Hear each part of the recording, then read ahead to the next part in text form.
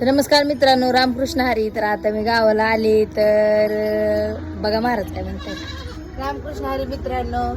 महाराज जाऊ ह्या शंभूला एवढं घाण का ठेवलंय?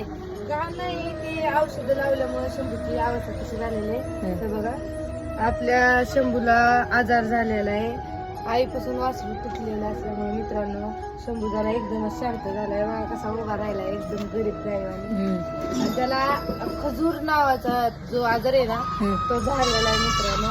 त्यामुळे शंभूची अवस्था अशी आहे, आपण धुवू पण शकत नाही, कारण या दुकानामध्ये पाणी गेलं तर जास्त होईल ते. आणि कसं असतं, याचा हे जर चाटलं वासरांचं, वासरू त्या विषाने सुद्धा मरू शकतो. त्याच्यामुळे शंभूला भेटलेलं नाही मित्रांनो. एक तर पहिल्याच दुःखातून अजून जागा नाही, तोपर्यंत दुसरं चालू झालं मित्रांनो. जेव्हा शंभू काय खायला पिला गेला ना, पायाखालची जमीन सरकली होती मित्रांनो. कारण राणीची जी अवस्था झाली ना मित्रांनो, ते बघता तर आता सध्या तर बघा आम्ही कुठल्याच मनस्थितीत